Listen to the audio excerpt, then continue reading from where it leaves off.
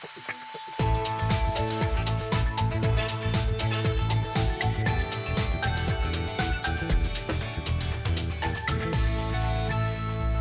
het is tongenstje 2 april, dit is Bient, maar joert aan tafel Jezus, dat wil zeggen, die van de Passion in de Bjermen, Sander Teertstra.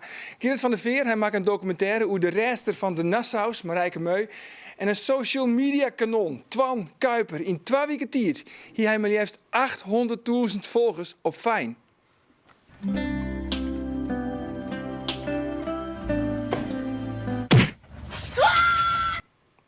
Ja, Twan, dat is een voorbeeld van zijn Fijn. Want een Fijn, dat is een filmpje van maximaal 6 seconden. Maar lees mij nou eens uit. Hoe kan een filmpje van 6 seconden erover zorg je dat je 800.000 volgers krijgt? Dat is 8 keer jou het. Ja, ik ben gewoon op het juiste moment de juiste mensen tegengekomen. En ik heb gewoon mijn kansen gepakt die ik kon pakken. En alle dagen maken ze zo'n filmpje? Ja, 3, 4 keer per week upload ik er één. Oké, nou, Azen meer. De Peersgedagen, die komen eraan. En zo'n per hier stuurt de EO, de Evangelische Omroep, dan de Passion uit. Joen in Enschede en ook nog eens live op televisie. Maar morgen wordt de Passion ook nog op meerdere plakken in Friesland opvierd. Als in Sijsbjerm. En degene die daar Jezus speelt, zit nou hier aan deze tafel. Sander, Jezus speel je? Nou, dat is net zomaar wat. Dat is een best karwei. Ja, maar is er lang om nooit denken? Ze hebben mij op een gegeven moment vregen. En toen heb ik al zo'n, daar maak ik eerst even naar denken, ja. Want hoe gaat dat dan? Dan zei ze van, worst Jezus spelen? Nee, er wie in het regionale krantje een oproep. Dat je op je kon om mij te doen on the Passion. En dat heb ik lezen en dan heb ik even naar nagedacht. En toen kwam ik later in het dorp een van de commissieleden in. En die zei ik van, ja Sander, wij vinden hij wel heel geschikt. En wij worden eigenlijk persoonlijk vregen. Dus dat hebben ze toen ik dienen. En, waarom vinden ze dat geschikt? Nou, ik speel die al, ik denk een hier of 8 toneel bij de plaatselijke toneelclub. Ah.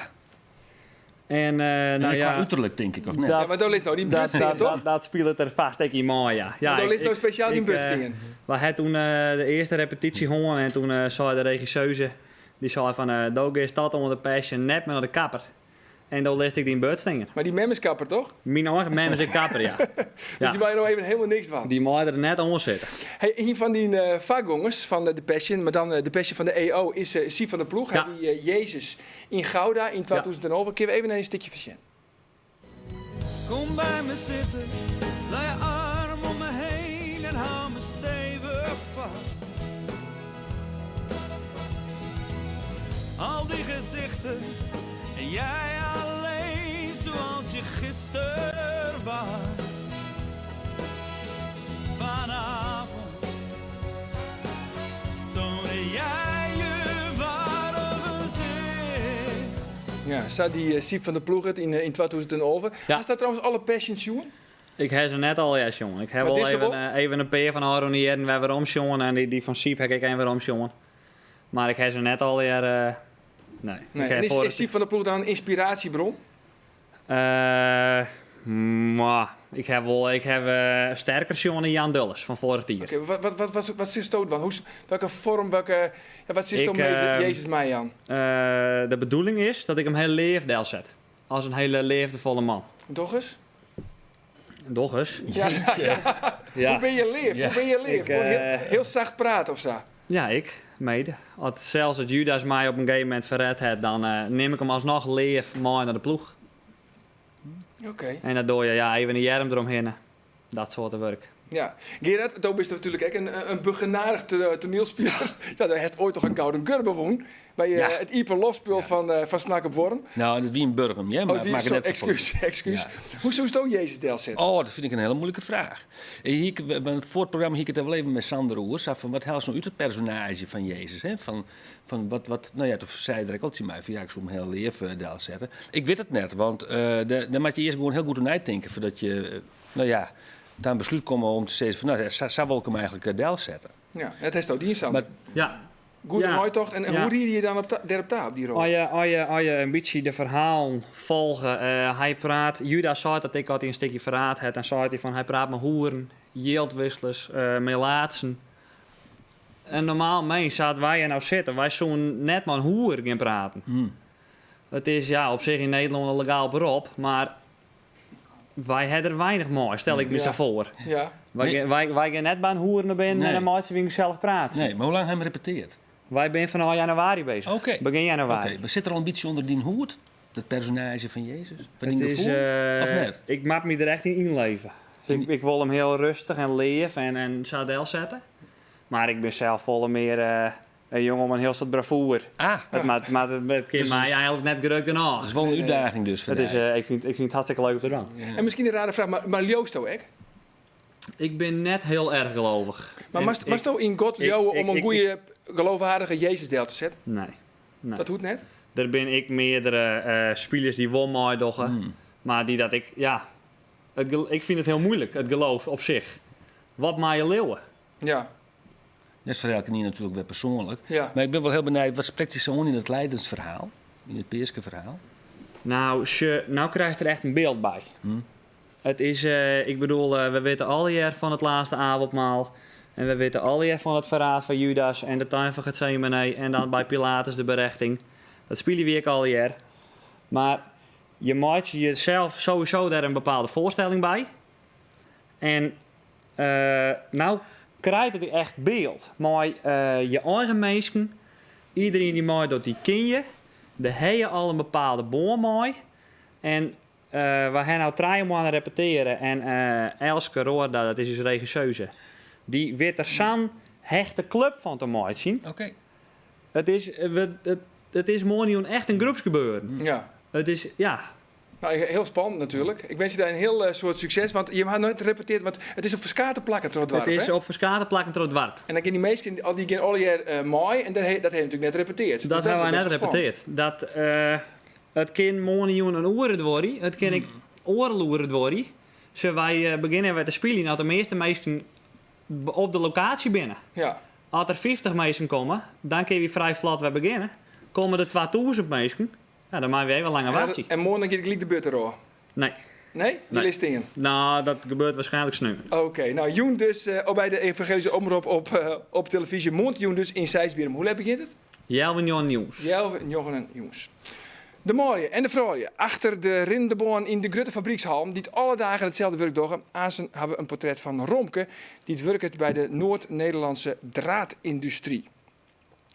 Ze zorgen voor de redding van uw juwduistige koningshoes. Dan heb ik het over Marijke Meu, of iets wat formeler, Maria Louise van Hessen-Kassel. Dit hier wordt betocht dat deze bijzondere vrouw 250 jaar verlien verstoorn is. Dus zonder Maria Louise zien wij nou Willem-Alexander net op het troon gaan. Nou ja, dat kun je wel stellen, ja. Dat klopt, ja. Het gezag bij haar was niet opgelegd, maar kwam uit haarzelf voort, uit haar persoonlijkheid. Verstandig, oprecht, vriendelijk, bescheiden, langmoedig en minzaam. Oh, dat is wel aardig positief. Ze hield dit wel het beste voor het volk. Bolt ik niet alleen voor haar eigen familie, maar ik voor Friesland. Landsmoeder, in de ware zin van het woord. Ja, Gerard, een paar fragmenten van de documentaire Oer Marijke Meu, die sto makkenhest. We hadden in een seizoen van zonder haar hier Willem-Alexander net op de troon zitten. Lees dat eens uit. Waarom heeft Marijke Meu ervoor zorgen dat de Oranje-dynastie is zoals die er nog altijd is? Ja. Nou ja, Beatrix, Willem-Alexander en Wilhelmina en Juliana, die stammen al hier af van de Friese Nassaus. Hier steeds maar in die tijd 2 Nassau-takken. Aan de ene kant de Nederlandse Nassau-tak. Die leveren altijd de stadhouder van de Hollandse gewesten. En aan de andere kant is de Friese Nassau-tak. En die leveren dan de stadhouder van Greenslaan en Friesland. Ja. Nou, en dan is om 100 heen, dan stiert die hele Nederlandse Nassau-tak die stiert uit. Er is geen eigen slag meer. Ja, en dan wordt er alle eigen rucht op die Frieske Nassau-tak. Die Ja. maakt van eigen slachtzwaartje. Nou ja, en Johan Willem Frieso is dan een jongen van een jaar is 20, stoere vent. Een goed vluchtje op het slagveld. En hij maakt zwaartje van eigen slacht. En hij dan trouwt vindt er ook met Marijke En dan Meu, vindt ja. er Maria Louise en Marijke Meu. Ja. Nou ja, en dan krijgen ze een dochterke. En ze binnen maar 2-3 jaar trouwd. En dan krijgen ze een dochterke. En dan is ze in verwachting van de tweede baan, Maria Louise. En dan komt Johan Willem Frieso, haar man, die stadhouder, die komt om het leven. Die verdrinkt in het Hollands diep. Nou ja, en dan zit ze er helemaal alleenig voor. Ze had een dochterke en ze is in verwachting van het tweede.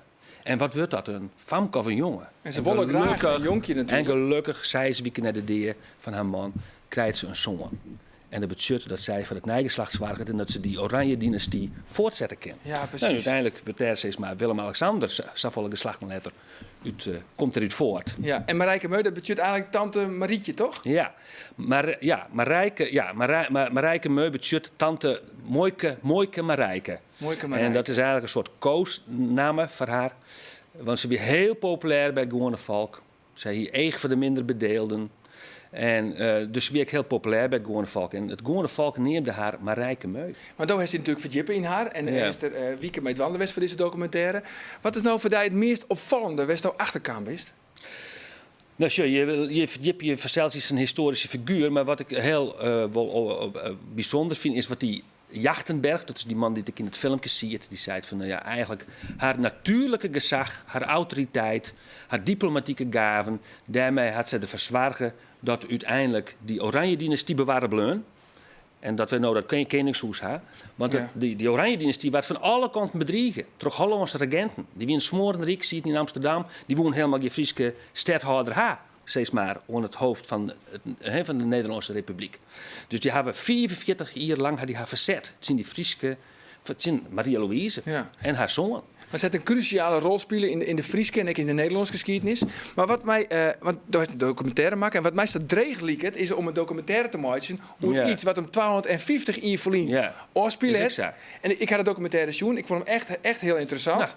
Compliment daarvoor, Gerard. Maar van, dat heeft op een hele ludieke wijze heeft het eigenlijk oplost. Ja, nou, ik had het idee eigenlijk pikt. Want, Beter goed gepikt dan slecht gejat. zij is het. Want Tamara Skoppert, de actrice hier in Friesland, die hier als idee om bij het Maria Louise hier een soort fototentoonstelling meidje te laten over alle die vrouwen van 23 jaar. Joerte Dijssige vrouwen. Ja. En nou, steeds maar die 23 jaar is heel belangrijk. Want Maria Louise, die 23 jaar doet ze weer waard. Precies, Nou ja. dat zit er in de vast. Ja, dus dat is een fototentoonstelling van Trientje Nauta, te Becien, komt hier. En dat binnen vooral allemaal je tatoeages. Nou ja, dat is natuurlijk heel, die zitten ertussen. Ja. Dat is heel zoals Maria Louise in haar mooie jurkjes en steeds maar van adel die toen het hof leefde. Nou, toen dacht ik bij mezelf, ja, dat is een goed idee. Ik zie je een vrouw van 23 jaar. Dat is Jetske Teertsma is dat worden. Ja. En mij haak je het spoor waarom. Toch steeds met de skiertnis van Maria Louise. We kunnen even een stukje zien van Jetske. Misschien is het leuk om even een kijkje te nemen in haar huis. En wel in het intiemste stukje. Prinsessenhof.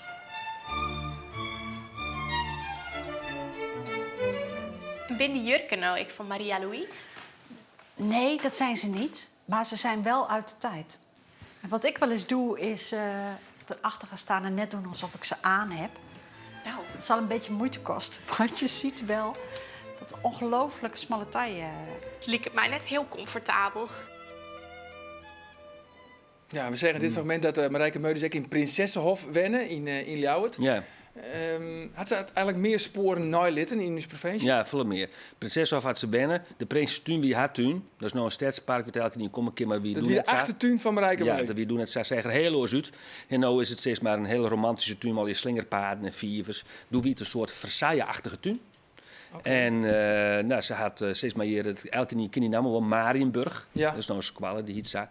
Nou, dat is eigenlijk, wie haar boeten. Marienburg, Zeitel, Maria Louise is naar haar neemt. Nou, en Grut, zij hier een Grutslot, maar al hier een borkerij eromheen, een tuin, 5 hectare tuin. Daar verbouwden ze griente, maar hier is ook Versailles-achtige tuin. Daar verbouwden ze fruit. Nou, Oranje Woord had ze een soort west. Ze had een skoftje eigenares west van het Lo. Ze had een skoftje eigenares west van Soesdijk. Zij zitten dus overal in heel Nederland Dus eigenlijk. En in Friesland, al die herinnerings aan Marijke Meu. Ja, precies. Een heel soort spoor met waarom te vinden. Oké, de documentaire is te zien op NPO 2. Sneun om 11 en snijn om 4 Alle dagen staan ze er weer. In fabrieken en in productiehal. De man en de vrouw achter de rindeboon en de machines. Niet alle dagen maar weer hetzelfde werk toch. Soms hier met je zin, maar gauw dus mij nocht en willen. Je hoort een portret van Romke. En Romke werkt bij de Noord-Nederlandse draadindustrie.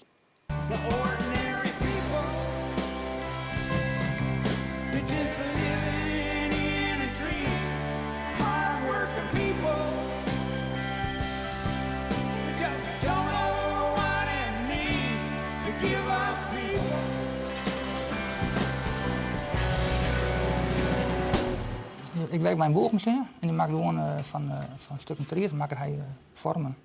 En het meeste komt daar in beton. Hij voor de wapening. En wat de klant opbouwt, dat kunnen we bogen. Het kan roentjes werken, het kan vierkanten werken, het kan achthoeken werken, het kan driehoeken werken. Ja, wat die man voor allemaal wil.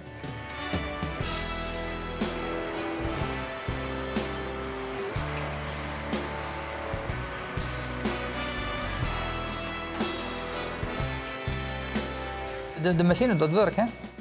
Maar dan ga ik nog meestal een serie van zingen. Dan leg ik op een denkdeel, dan een tape heen en dan gaat hij in door. En dan zet ik de machine weer aan. Wet zingen, gaat hem uit. Dan zeg ik het maar terug.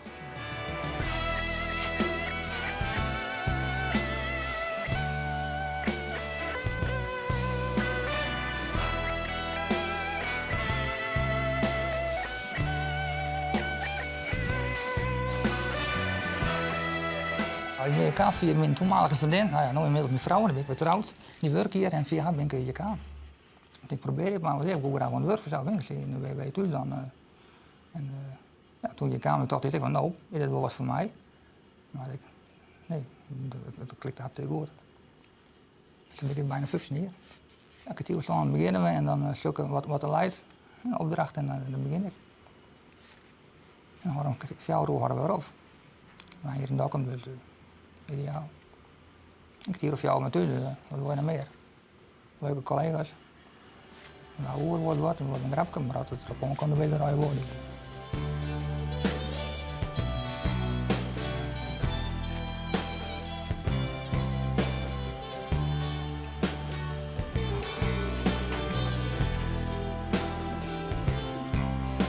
Er is wel een goed materiaal, zwemmateriaal. Dat moet er goed zijn, want die wordt af en toe een beetje gevaarlijk. Uit de hut worden gaat mis. Dat had ik laatst van de week zelf ervaren. Sloeg even de hut en dan sloeg wat treed.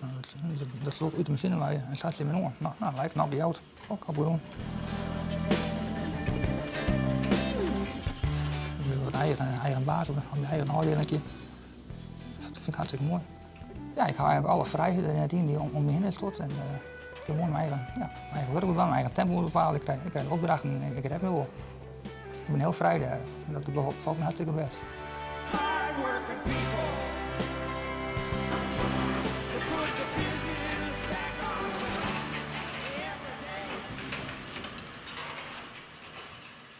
Ja, erin in de boon. Daar hebben we al hier wel eens een keer achter staan. Zo, 2 man Lien begon de 19-jarige Twan Kuiper met kwarte hele grappige filmpjes op de app Fine te zetten. En nu had er al 800.000 volgers. En hoe ziet dat er nou uit? Nou, zo.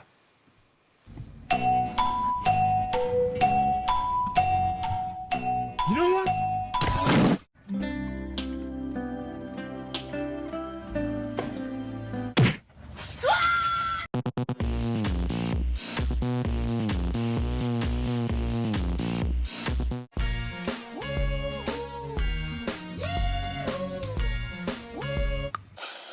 Love is all that I can give to you. Ja, al die hele kwarte filmpjes van maximaal 6 seconden, net Twan. Ja. Want eerlijk is eerlijk, fijn, het leidt om mij, maar ik hier er nog nooit jedder van jet. Nee. Maar lees het deze nu onder de meesten thuis. Wat is fijn? Nou ja, ik bedoel, Vine is gewoon een social media app waar je 6 seconden filmpjes op kan uploaden. En je hebt een comedy page. En daar kan je, als je filmpjes heel populair worden, dan komen ze op de comedy page. En dat andere mensen jou ook kunnen zien en jou kunnen volgen. En dat is... Ik ben samen gaan werken met een meisje, heet Lele Pons. En die heeft 7 miljoen volgers. Ja, even voor de duidelijkheid, want mensen tegen Lela Pons en zo'n miljoen volgers. Daar wennen het in Miami, Ja. want in Amerika, want die huid wennen het daar. En die mem die wennen het hier in Ljouwert. Ja, mijn moeder woont hier in Leeuwarden. En ik ben met mijn vader ongeveer 2 jaar geleden verhuisd naar Amerika. En daar is dat idee van fijn ook opdienen dus. Via die... Ja, toen kwam ik dus de juiste mensen tegen en die hebben mij er een beetje ingetrokken. En toen dacht ik, dit is wel eigenlijk wel heel erg leuk, weet je wel. En toen ben ik het wat verder gaan doen en toen is het heel snel gaan groeien. En tot mijn verrassing natuurlijk, dat had ik nooit verwacht. Want hier jullie was van jongens, fijn? Nee, toch?